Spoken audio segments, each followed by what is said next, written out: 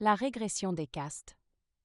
Si nous voulons dégager à présent une vue d'ensemble, nous trouverons dans ce qui précède tous les éléments nécessaires à la formulation d'une loi générale objective concernant la chute dont nous avons indiqué successivement les moments les plus caractéristiques.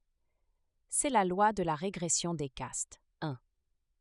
Le sens de l'histoire, à partir des temps pré-antiques, correspond exactement à la descente progressive du pouvoir et du type de civilisation de l'une à l'autre des 4 castes, les chefs sacrés, la noblesse guerrière, la bourgeoisie, économie marchand, et les esclaves, qui correspondaient, dans les civilisations traditionnelles, à la différenciation qualitative des principales possibilités humaines.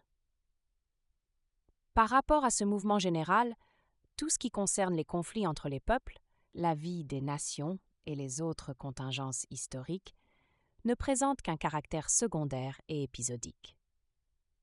Nous avons constaté tout d'abord le déclin de l'ère de la première caste. Les représentants de la royauté divine, les chefs qui réunissent en eux, d'une façon absolue, les 2 pouvoirs, sous le signe de ce que nous avons appelé la virilité spirituelle et la souveraineté olympienne, appartiennent en Occident à un passé lointain, presque mythique. Nous avons suivi, à travers l'altération progressive de la lumière du Nord, le développement du processus de décadence est vu dans l'idéal gibelin du Saint-Empire romain comme l'ultime écho de la plus haute tradition. Le sommet disparut, l'autorité passa immédiatement au niveau inférieur, à la caste des guerriers. Au premier plan se trouvent désormais des monarques, qui sont simplement des chefs militaires, des maîtres de la justice temporelle, et finalement, des souverains politiques absolus. C'est la royauté du sang, non plus la royauté de l'esprit. Parfois subsiste la notion de droit divin, mais en tant que formule dépourvue de tout véritable contenu. Derrière des institutions qui ne conservaient que dans leurs formes extérieures les traits de l'ancienne constitution sacrée, on ne trouve le plus souvent, déjà dans l'Antiquité, que des rois de ce type. En tout cas, lors de la dissolution de l'œcumène médiéval, le passage dans la nouvelle phase devient en Occident général et définitif. La fides, ciment de l'État, perd à ce niveau son caractère spirituel pour ne garder qu'un caractère guerrier et un sens de loyalisme, de fidélité, d'honneur. Il s'agit essentiellement de l'ère et du cycle des grandes monarchies européennes. Seconde chute. Même les aristocraties déclinent, les monarchies vacillent. À travers les révolutions et les constitutions, quand elles ne sont pas supplantées par des régimes de type différents, république, fédération, elles ne sont plus que de vaines survivances, soumises à la volonté de la nation et à la règle selon laquelle le roi règne mais ne gouverne pas. Dans les démocraties parlementaires, républicaines ou nationales, la constitution des oligarchies capitalistes exprime alors le passage du pouvoir de la seconde caste à l'équivalent moderne de la troisième. Le pouvoir passe du guerrier au marchand. Les rois du charbon, du fer, du pétrole prennent finalement la place des rois du sang et de l'esprit. L'Antiquité aussi avait parfois connu sporadiquement ce phénomène.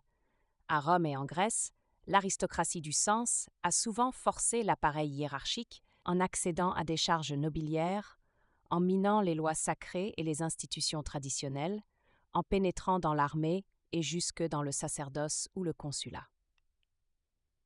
Plus tard, on a vu la révolte des communes et l'apparition sous des formes diverses d'une puissance commerciale.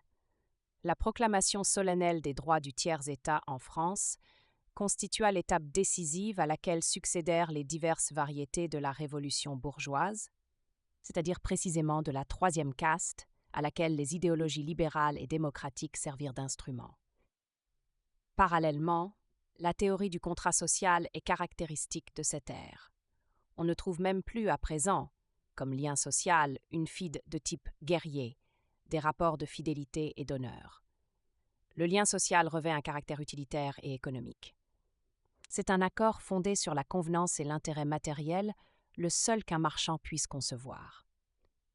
L'or sert d'intermédiaire et celui qui s'en empare et sait le multiplier, capitalisme, finance, trust, industrie, contrôle virtuellement derrière la façade démocratique, le pouvoir politique et les instruments servent à former l'opinion publique.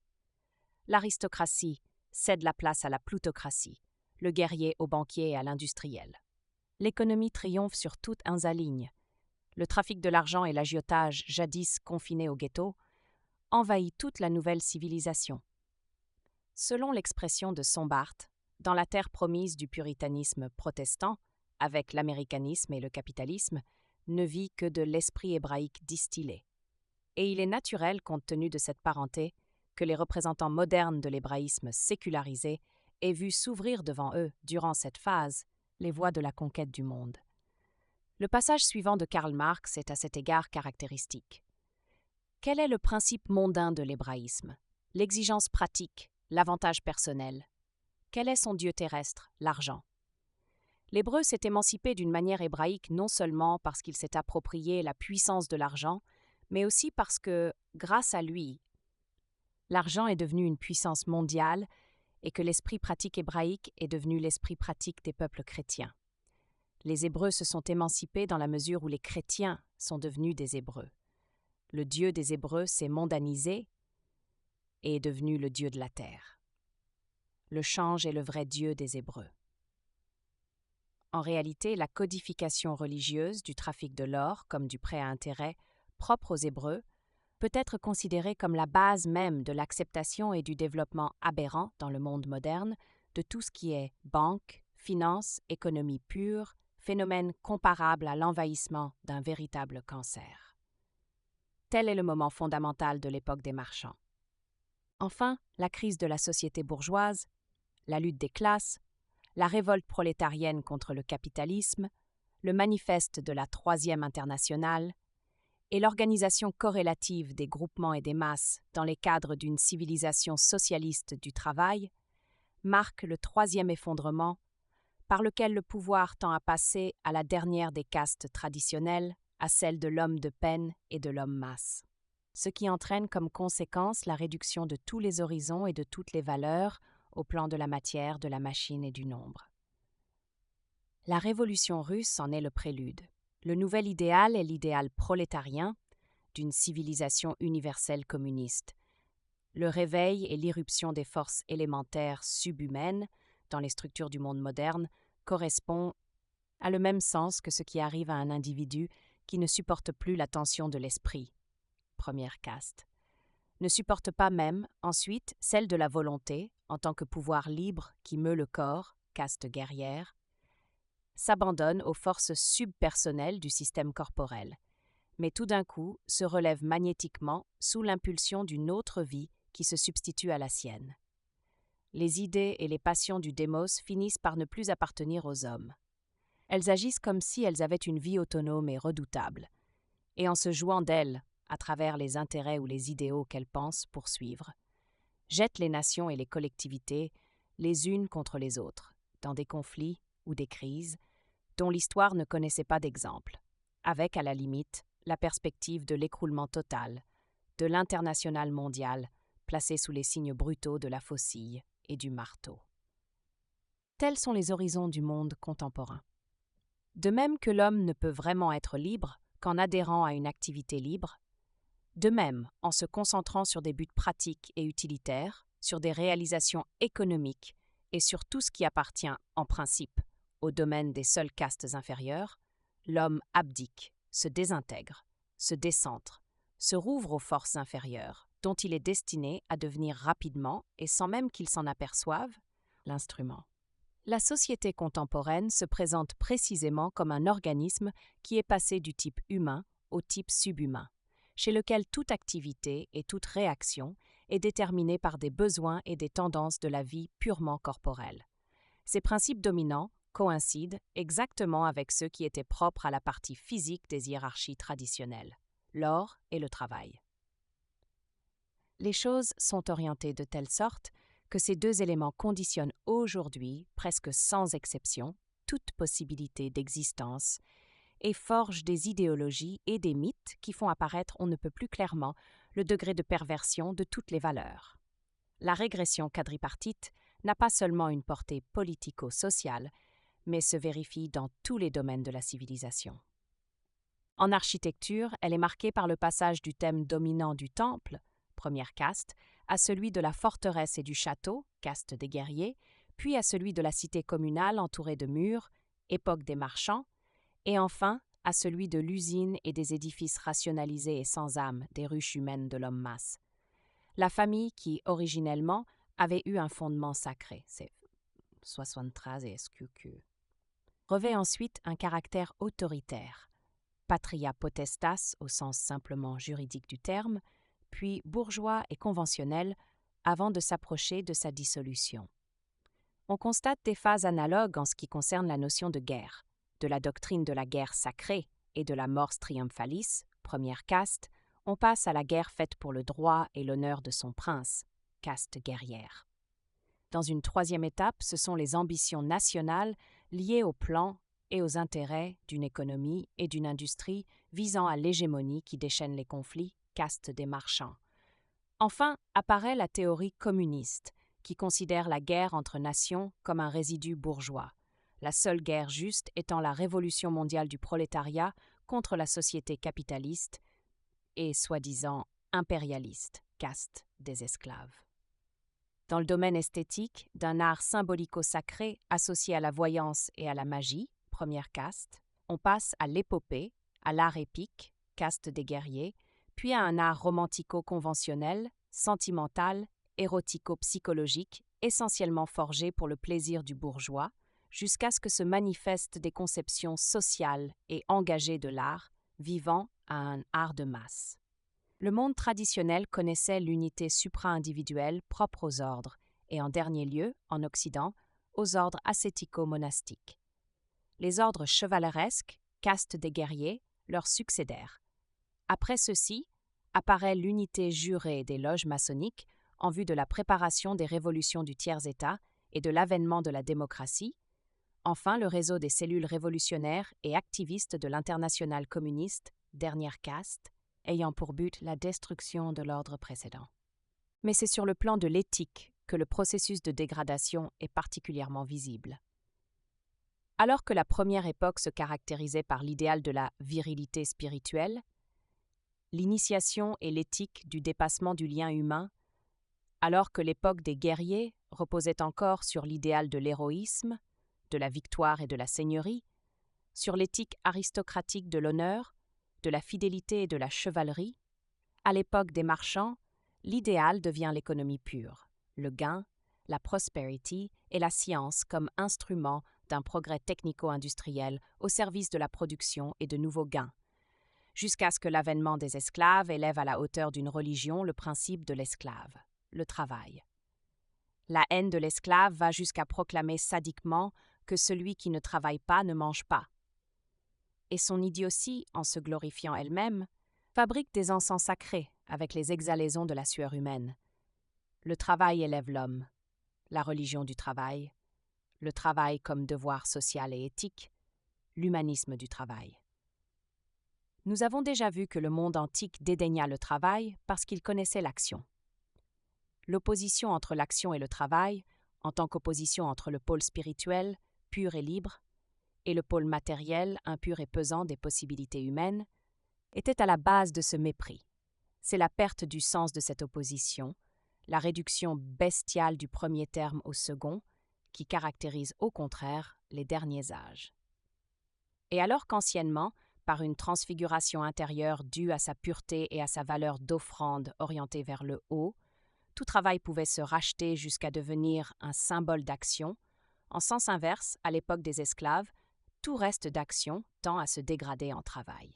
Le degré de décadence de la morale moderne plébéo-matérielle par rapport à l'ancienne éthique aristocratico-sacrée est illustré par ce passage du plan de l'action à celui du travail. Les hommes supérieurs, même à une époque relativement récente, agissaient ou dirigeaient des actions. L'homme moderne travaille. La différence, aujourd'hui, n'existe qu'entre les divers genres de travail. Il y a les travailleurs intellectuels et il y a ceux qui offrent leurs bras et travaillent à la machine. En même temps que la personnalité absolue, l'action, dans le monde moderne, est en train de mourir.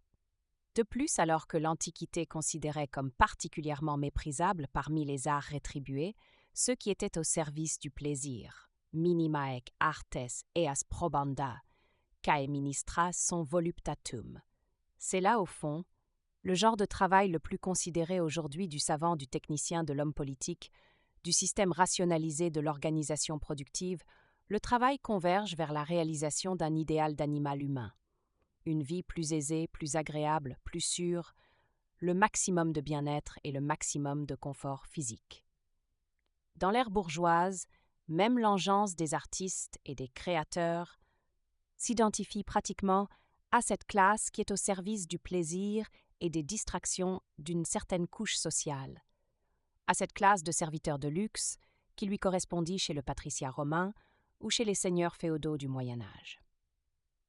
Si les thèmes propres à cette dégradation trouvent sur le plan social et dans la vie courante leurs expressions les plus caractéristiques, il ne manque pas d'apparaître aussi sur le plan idéal et spéculatif.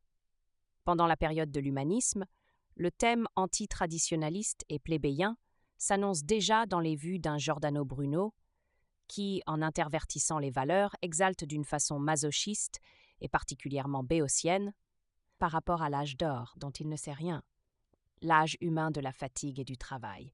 Il appelle donc divine la brutale poussée du besoin parce qu'elle crée des arts et des inventions toujours plus merveilleux, éloigne toujours plus de cet âge d'or, considéré comme un âge animalesque et oisif, et rapproche les hommes de la divinité.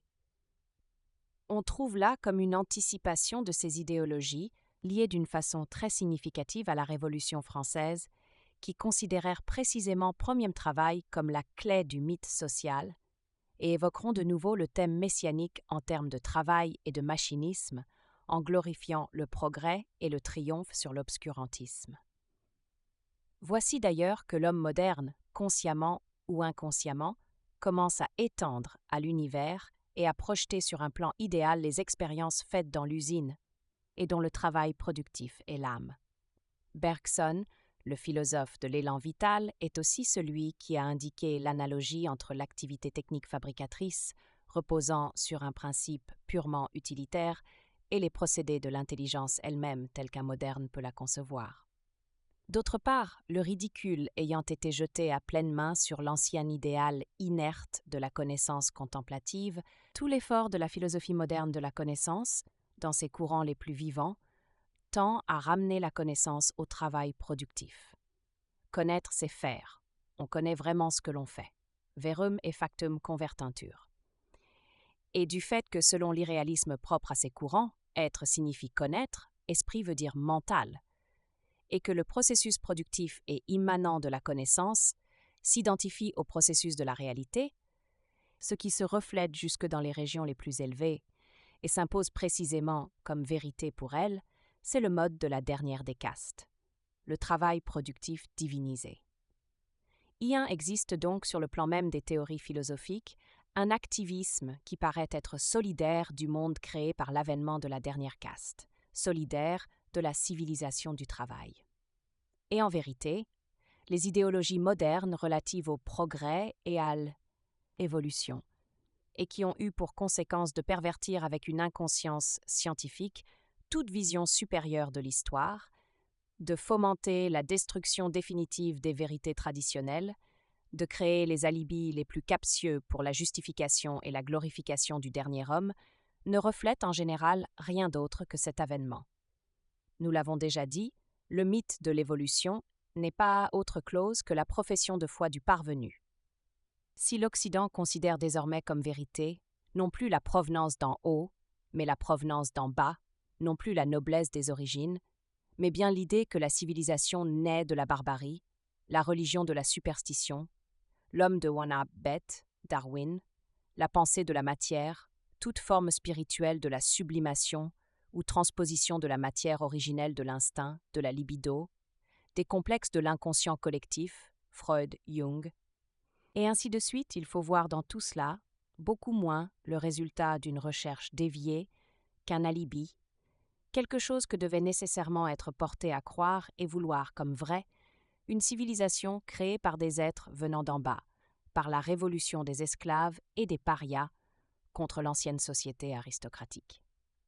Et il n'existe pas de domaine où, sous une forme ou sous une autre, le mythe évolutionniste ne se soit insinué d'une façon destructrice, au point de renverser toute valeur, d'empêcher toute vérité de poindre, d'élaborer et de consolider dans toutes ses parties, presque comme dans un cercle magique sans issue, le système du monde propre à une humanité déconsacrée et prévaricatrice. L'historicisme, complice du prétendu idéalisme post-hégélien, arrive à voir l'être de l'esprit absolu dans son se faire lui-même, dans son autochtise. Il n'est plus l'être qui est, qui domine, qui se possède lui-même. Le modèle métaphysique devient le self-made man. Distinguer la chute qui se produit le long des chemins de l'or, époque des marchands, de celle qui se produit le long des chemins du travail, époque des esclaves, n'est pas facile, car toutes deux sont unies par des rapports d'interdépendance. En effet, de même que de nos jours, on ne trouve plus répugnant, absurde et contre nature de considérer le travail comme un devoir universel, on ne trouve pas davantage répugnant, mais au contraire tout à fait naturel, d'être payé. Mais l'argent, qui ne brûle plus aucune main, a créé premier lien invisible d'un esclavage beaucoup plus dur et abject que celui que justifiait et maintenait dans l'Antiquité au moins la haute stature de seigneur et de conquérant. Toute forme d'action tendant à devenir une forme de travail, il s'y associe toujours une récompense. Et alors que dans les sociétés modernes, l'action, assimilée au travail, se mesure à son rendement et l'homme à son succès pratique et à ses gains, alors que Calvin a servi, comme on l'a dit, d'entremetteur, pour que le lucre et la richesse s'entourent presque de l'auréole mystique d'une élection divine attestée. Le spectre de la faim et du chômage pèse sur les nouveaux esclaves comme une menace plus terrible encore que celle du fouet antique. Il est possible, en tout cas, de distinguer approximativement une phase dans laquelle la volonté de gain des individus qui centralisent la richesse et donc premier pouvoir constitue premier thème central, phase qui correspond à l'avènement de la troisième caste et une phase ultérieure en formation, caractérisée par une économie devenue indépendante, collective ou socialistiquement étatisée, avènement de la dernière caste. À cet égard, il est intéressant de remarquer que la dégradation du principe action dans la forme propre aux castes inférieures, travail, production, s'accompagne souvent d'une dégradation analogue du principe ascèse. On voit naître une ascèse de l'or et du travail. L'un et l'autre, de moyens, deviennent des fins, des choses à aimer et à rechercher pour elles-mêmes. Travailler et poursuivre la richesse ne signifie même plus poursuivre indirectement le plaisir, mais devient une vocation et presque une mission dans certaines couches des nouvelles sociétés. On voit ainsi, en particulier en Amérique, certains capitalistes jouir moins de leur richesse que le dernier de leurs employés ou de leurs ouvriers. Il ne s'agit pas, pour eux, de posséder un homme à richesse, d'être libre envers elle et de s'en servir pour déployer certaines formes de magnificence, de qualité, de sensibilité pour diverses choses précieuses et privilégiées, comme c'était peu le cas dans les aristocraties. Loin de là, ils n'en sont, pour ainsi dire, que les simples administrateurs. Dans la richesse, ces êtres ne poursuivent que la possibilité d'une activité plus grande. Ils sont comme des instruments impersonnels et ascétiques dont l'activité est vouée à recueillir, à multiplier et à lancer dans des filets toujours plus vastes, qui renferment parfois des millions d'êtres et les destins des nations, les forces sans visage de l'argent et de la production. Fiat productio per atomo dit justement Sombart, en exposant le processus par lequel les destructions spirituelles, le vide même que l'homme devenu homme économique et grand entrepreneur capitaliste s'est créé autour de lui, le contraignent à faire de son activité même, gain, affaire, rendement, une fin, à l'aimer et à la vouloir, pour elle-même, sous peine d'être pris par le vertige de l'abîme, par l'horreur d'une vie totalement dénuée de sens. La relation de l'économie moderne avec la machine est également caractéristique d'une situation où les forces déclenchées dépassent les plans de celui qui les a originellement évoquées et entraînent tout avec elles. Une fois que tout intérêt pour ce que la vie peut donner dans l'ordre d'un plus que vivre eût été perdu ou tourné en dérision, il ne devait rester comme unique point de repère que le besoin de l'homme au sens purement matériel et animal. Au principe traditionnel de la limitation du besoin dans les cadres d'une économie normale, c'est-à-dire d'une économie équilibrée de consommation, devait se substituer le principe de l'acceptation et de la multiplication du besoin en étroite relation avec la révolution industrielle et l'avènement de la machine. la machine a conduit automatiquement de la production à la superproduction. Du fait de l'éveil simultané de l'ivresse activiste, du fait aussi du circuit de l'argent, qui se multiplie par la production pour se relancer ensuite dans d'autres investissements productifs, se multiplier encore, se relancer. Et ainsi de suite, on en est arrivé au point où les rapports entre le besoin et la machine ou travail se sont complètement renversés. Ce n'est plus le besoin qui demande le travail mécanique, mais c'est le travail mécanique, la production, qui a besoin du besoin. Dans un régime de superproduction, pour que tous les produits soient vendus, il faut que les besoins des individus, loin d'être réduits, soient maintenus et même multipliés, afin que l'on consomme toujours plus et qu'on tienne toujours le mécanisme en mouvement, sous peine d'arriver à un embouteillage fatal qui entraîne l'une ou l'autre de ces deux conséquences. La guerre, comprise comme moyen d'assurer par la violence des débouchés à une plus grande puissance économique et industrielle qui manque d'espace, ou bien le chômage, désarmement industriel en face de la crise de placement et de consommation, avec ses conséquences diverses, crises et tensions sociales particulièrement favorables au soulèvement du quatrième État. Ainsi, l'économie a agi dans l'essence intérieure de l'homme moderne et à travers la civilisation créée par lui, à l'instar du feu qui se transmet d'un point à un autre tant que tout ne brûle pas. Et la civilisation correspondante, en partant des foyers occidentaux, a étendu la contagion à toutes les terres encore saines, a apporté l'inquiétude, l'insatisfaction, le ressentiment, l'incapacité de se posséder dans un style de simplicité, d'indépendance et de mesure, la nécessité d'aller sans cesse plus avant et sans cesse plus rapidement au sein de toutes les couches sociales et de toutes les races. Elle a poussé l'homme toujours plus loin, lui a imposé la nécessité d'un nombre toujours plus grand de choses, l'a donc rendu toujours plus insuffisant et toujours plus impuissant. Chaque nouvelle invention, chaque nouvelle trouvaille technique, au lieu d'être une conquête, marque une nouvelle défaite. Est un nouveau coup de fouet destiné à rendre la course encore plus rapide et plus aveugle.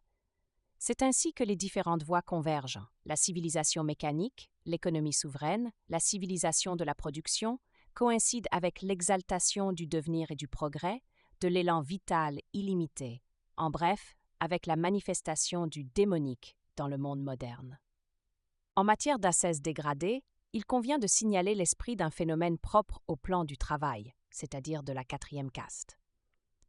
Le monde moderne connaît une sorte de sublimation du travail, grâce à laquelle même celui-ci devient désintéressé, se dissocie du facteur économique et même de la notion d'une fin pratique ou productive, et devient donc lui aussi une sorte d'ascèse. Il s'agit du sport. Le sport est une façon de travailler où l'objet et le but productif ne comptent plus, qui est donc voulu pour lui-même en tant que simple activité. On a dit avec raison qu'il représente la religion de l'ouvrier. Le sport est une contrefaçon typique de l'action entendue au sens traditionnel. Bien que travail à vide, il n'en garde pas moins la vulgarité du travail et appartient comme lui à la souche privée de lumière, irrationnelle et physique. Des activités qui s'exercent dans les divers foyers de la contamination prolétarienne. S'il parvient parfois dans ses culminations à l'évocation fragmentaire de forces profondes, il ne s'agit toutefois que de la jouissance de la sensation, du vertige, tout au plus de l'ivresse de diriger les énergies et de vaincre, sans aucune référence supérieure et transfigurante, sans avoir le sens d'un sacrifice ou d'une offrande que désindividualise. L'individualité physique est au contraire flattée et renforcée par le sport, la chaîne est donc consolidée, et tout vestige de sensibilité plus subtil étouffé. L'homme tend à perdre son caractère d'être organique, à se réduire à un faisceau de réflexes, presque à un mécanisme. Et si ce sont précisément les couches les plus basses de la société qui montrent le plus de frénésie pour le sport, surtout sous la forme de grandes manifestations collectives, cela n'est pas sans signification. On pourrait voir dans le sport un des signes précurseurs de ce type de société, dont parle Shigalev dans Les Possédés, de Dostoïevski, où, après le temps nécessaire pour une éducation méthodique et raisonnée, destinée à éliminer de chacun le mal constitué par le moi et par le libre arbitre, Les hommes, ne s'apercevant plus qu'ils sont esclaves, reviendraient à l'innocence et à la félicité d'un nouvel Éden, différent de l'Éden biblique par le seul fait qu'ils seraient soumis à la loi générale du travail. Le travail comme sport et le sport comme travail, dans un monde qui ne connaît pas de cieux et qui a perdu toute trace du véritable sens de la personnalité, serait en effet la meilleure façon de réaliser un idéal messianique de ce genre. Il est significatif que dans beaucoup de sociétés nouvelles ait surgi, d'une façon spontanée ou sur l'initiative de l'État, de vastes organisations sportives variées, d'appendices des diverses classes de travailleurs et lieux de rencontre entre les deux domaines du travail et du sport.